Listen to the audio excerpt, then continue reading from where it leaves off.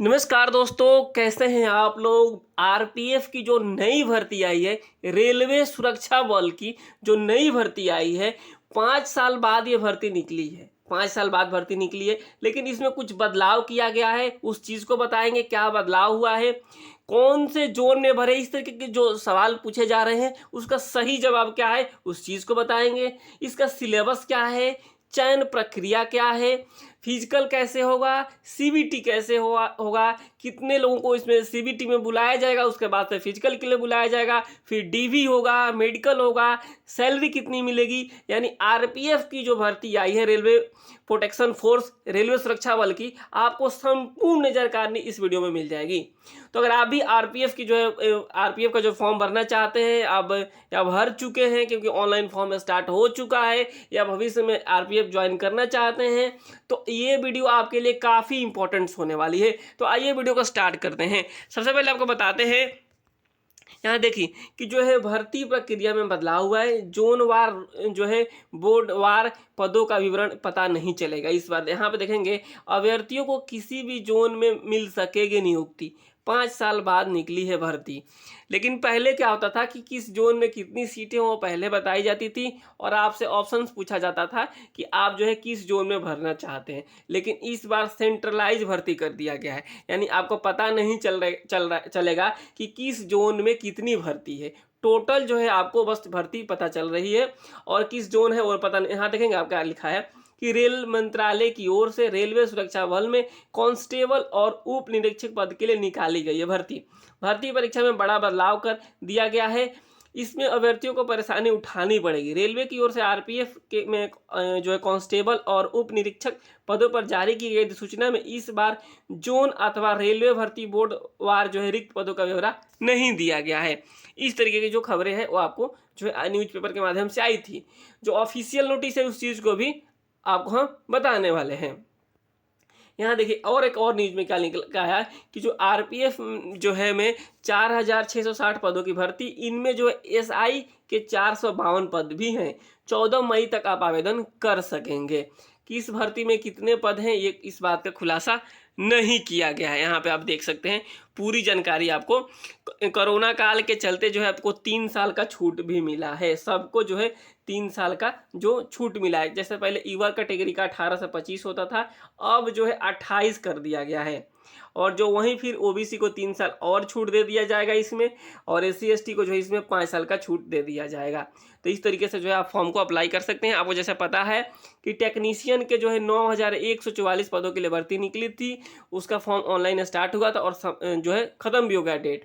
वहीं सहायक loco pilot के लिए 5696 टोटल सीट था, इसका भी फॉर्म निकला था, और ये फॉर्म जो है इसका भी समाप्त हो चुका है। अब जो है आरपीएफ की तीसरी भर्ती, यानी जो है इस साल रेलवे की जो भर्ती निकल रही है टेक्नीशियन सहायक लोको पायलट के बाद से आरपीएफ की तीसरी भर्ती है। तो आइए अब हम चलते हैं। आप देख सकते हैं जो ऑफिशियल जो है नोटिस है, ये आरपीएफ 2024।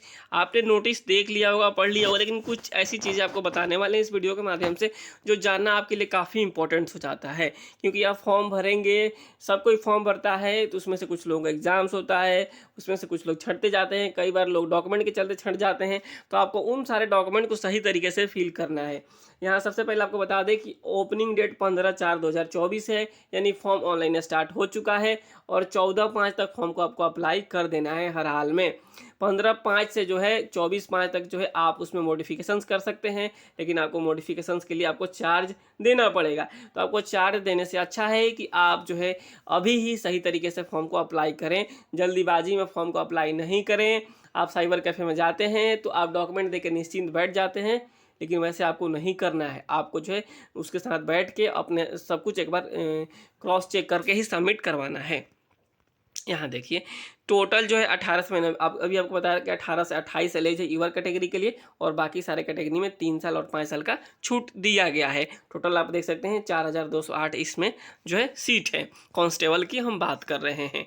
तो आप जो है अगर आप 10th पास आउट हैं, मात्र आपको 10th पास आउट होना जरूरी है, तो आप फॉर्म को अप्लाई कर सकते हैं। अगर आप 10वीं पास हैं तो जो है आप फॉर्म को अप्लाई कर सकते हैं। ये सबसे बड़ी बात है। अब मैंने आपको एज रिलैक्सेशन बता दिया, और वहीं आप एग्ज़ाम्स जैसे ही देने जाएंगे, यहाँ पे देख सकते हैं, तो आप एग्ज़ाम देने के बाद से 10 टाइम्स जो है बच्चों को बुलाया जाएगा। यानी जितनी सीटें हैं उसमें से 10 से आप मल्टीपल कर दीजिए। यानी अगर 5000 सीट है तो जो 10 से यानी 50,000 लोगों को जो है फिजिकल टेस्ट के लिए बुलाया जाएगा। यहाँ पे आप देख सकते हैं, यहाँ पे साफ शब्दों में लिख दिया गया है कि 10 times for shortfall will be called for PET या PMT for a second round. यानी 10 गुना लोगों को बुलाया जाएगा। ये हो गया। अब जो है एग्ज़ाम्स जो होगा आपको 1/3 निगेटिव मार्किंग होने वाला है एग्ज़ाम्स में। इस चीज़ को आप यहाँ पे देख सकते हैं, 1/3 निगेटिव मार्किंग होने वाला है।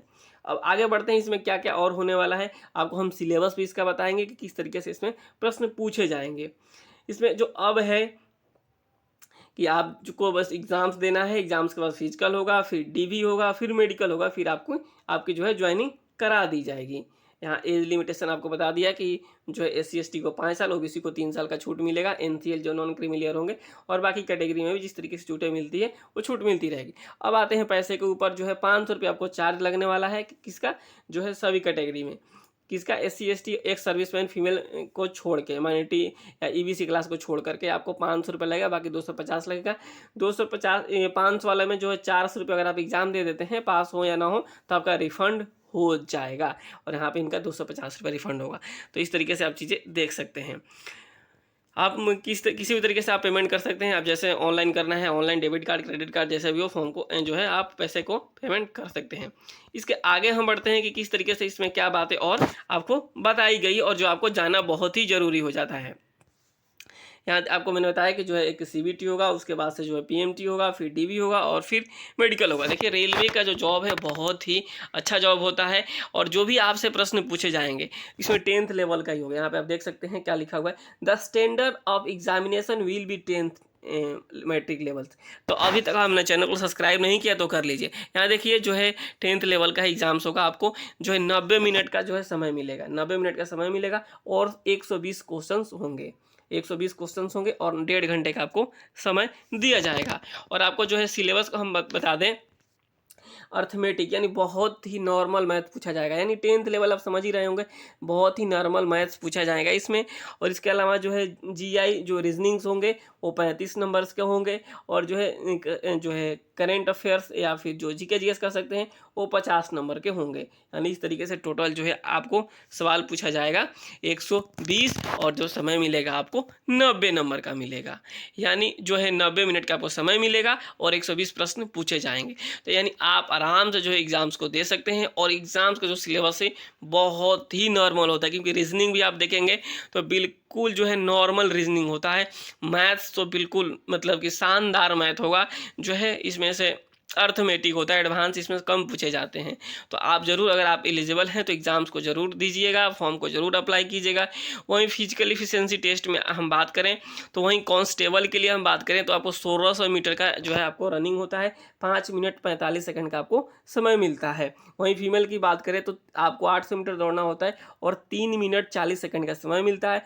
लॉन्ग जंप की बात करें तो फीमेल को 14 फीट, और वहीं जो है मेल को जो है 14 फीट और फीमेल को जो है 9 फीट। हाई जंप में जो है 4 फीट जो है मेल को और 3 फीट फीमेल को, यानी जो है फीमेल को हर जगह रिलैक्सेशन दिया गया है। इस तरीके से आप देख सकते हैं। PMT हाइट की बात करें तो बहुत ही इससे कम हाइट कहीं नहीं मांगा जाता है। अगर एयरफोर्स की छोड़ दे तो 165 सेंटीमीटर है। अगर आप मेल हैं तो फॉर्म को अप्लाई कर सकते हैं। वहीं आप फीमेल हैं तो 157 होना चाहिए आपके पास। और SC ST कैटेगरी से आते हैं, मेल हैं तो 160 भी होगा तो चल जाएगा, और फीमेल है तो 152। यानी बहुत ही अच्छी बातें कही गई। यहाँ पे हाइट को बहुत ही कम रखा गया है, इसलिए आप फॉर्म को ज़रूर अप्लाई कीजिएगा। तो ये सारी चीज़ें हो गई। आपको जो भी सर्टिफिकेट्स, आपको यहाँ पे 10th का सर्टिफिकेट्स लगेगा, मैट्रिक का सर्टिफिकेट लगने वाला है, और यहाँ अगर आप OBC से हैं तो NCL लगेगा, EWS है तो EWS लगेगा, जनरल से हैं तो कोई सर्टिफिकेट नहीं लगेगा, और आप कहीं जॉब करते हैं तो NOC लगेगा, डोमिसाइल तो लगेगा, यानी निवास प्रमाण पत्र सबको लगना है। तो इस तरीके से आप देख सकते हैं, यही आपको डॉक्यूमेंट्स लगना है बस। इसके अलावा आपको कोई डॉक्यूमेंट्स नहीं लगेगा। आधार कार्ड, पैन कार्ड, आधार कार्ड जरूर ले लीजिएगा फॉर्म को आप जब अप्लाई करवाएंगे तो इस तरीके से ये सारी जानकारी हो गई। उसके बाद से आपको मेडिकल होने के बाद अब मेरिट बनेगा, फिर आपका ट्रेनिंग कराया जाएगा और फिर आपको जॉब ज्वाइन करा दिया जाएगा। तो ये रहा पूरी जानकारी आपको बता देते हैं। अब इसमें किसी तरह कोई आपको डाउट्स रहा हो तो आप हमें कमेंट करके बता सकते हैं, क्योंकि जो इसमें अब रही बात, एक बात है जो सैलरी, तो सैलरी के लिए भी बहुत ही अच्छा सैलरी मिलता है यहाँ देखेंगे जो है 21,700 जो है बेसिक पे होगा। इसके ऊपर इनको मिलता है H R A house rent allowances, dearness allowances यानी महंगाई भत्ता। इसके अलावा हार्ड ड्यूटी अलाउंसेंस और भी रेलवे के अलाउंसेंस होते हैं, सेंट्रल गवर्नमेंट के जो अलाउंसेंस होते हैं, यानी बहुत ही अच्छी, यानी 40,000 के आसपास इनकी सैलरी आराम से बन जाएगी। तो यहाँ पे देखेंगे 21,700, 10th पास हैं तो फॉर्म को ज़रूर अप्लाई कीजिएगा। फॉर्म को अप्लाई करते हैं तो आपको सारा जो मैंने प्रोसीजर बताया है उस हिसाब से आपको गुजरना पड़ेगा, आपकी जॉब ज्वाइन हो गई। अगर आपने यहाँ तक वीडियो देखा होगा तो मैं मानता हूँ कि आप जॉब को लेकर बिल्कुल उत्सुक हैं और आप जॉब के लिए सिंसियर हैं, जॉब करना चाहते हैं। तो आप चैनल को प्लीज़ सब्सक्राइब जरूर कर लीजिएगा। तो ये रहा आज का अपडेट। मिलते हैं आपसे अगली वीडियो में अगले अपडेट के साथ। तब तक के लिए नमस्कार, धन्यवाद।